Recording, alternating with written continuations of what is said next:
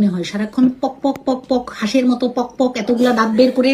অপবিশ্বাসের দাঁত আছে বলেই অপবিশ্বাস দাঁত দেখাইতে পারে এবং হাসতে পারে। তো ওদেরকে হাসলে ফকিন্নির মতো লাগে, তাই তো তোরা হাসতে পারোস না। হাসার আগেই মুখে হাত দিয়ে রাখোস, কারণ তোদের ওই এমাটামা দাঁত যদি দর্শকরা দেখে তাহলে তো তারা টাসকি খেয়ে যাবে।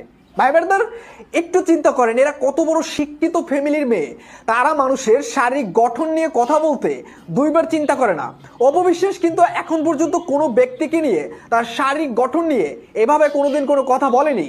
এ থেকে কিন্তু বোঝা যায় কার ফ্যামিলি কি শিক্ষা দিছে। এবং বুবলির বোন নাজনীন মিমির ইতিহাস খুঁজতে গিয়ে আমি তার অজানা তথ্য পেয়েছি, আপনারা শুনলে অবাক হয়ে যাবেন। এই নাজনীন মিমিকে দেখে কিন্তু বুবলিও সেম কাজটাই করছে, কারণ নাজনীন মিমি তিনি দুইটা বিয়ে করছেন। প্রথম বিয়ে একজন ব্যবসায়ীকে করছিলেন এবং সেই সংসার টেকেনি, আর টিকবেই বা কিভাবে?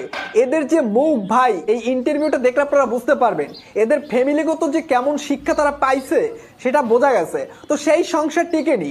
পরবর্তীতে তিনি আরেকজন সিঙ্গারকে বিয়ে করছিলেন, সে সংসারও টিকেনি। এখন তিনি সিঙ্গেল, হয়তোবা আগামীতে তিনি তৃতীয় বিয়ে করবেন। তো সেই পথেও কিন্তু বুবলি হারছে। বুবলিও তো আমরা সকলেই জানি, বুবলি শাকিব খানকে টাকার লোভে, নাম যশ খ্যাতির লোভে তিনি তাকে বিয়ে করছে।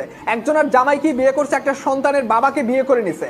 এবং তিনি একটা কথা বলছেন অপবিশ্বাসকে, যে অপবিশ্বাসের টাকা পয়সা নেই, অপবিশ্বাস এখন ফিতা কেটে খায়।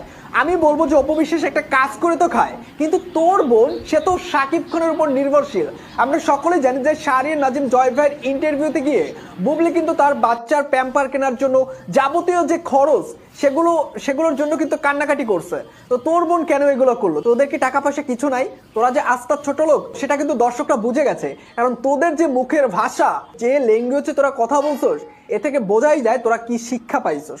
তো ভাই ব্রাদার, এই যে অপবিশ্বাসকে নিয়ে তিনি যে দাঁত নিয়ে কথা তুললেন, তার দাঁতের অবস্থাটা একটু দেখেন, আপনারা দেখেন। তার দাঁত তিনি দেখাইতে পারতেছে না লজ্জায়, কারণ তাদের দাঁতের যে অবস্থা কিভাবে দেখাবে? তিনি আইসে আবার অপবিশ্বাসকে নিয়ে কথা বলতে। ফ্যামিলিগত শিক্ষা মুখে বলে না, মানুষের আচার আচরণেই দেখা যায়। তো ভাই ব্রাদার, এই মহিলাকে নিয়ে আপনাদের কি বলার আছে? তিনিও কিন্তু দুইটা বিয়ে করছে। এই বিষয় আসলে আপনারা কি বলবেন? যত বাজে ভাষায় আছে, আপনারা এই মহিলাকে নিয়ে সেই ভাষায় দুইটা বাক্য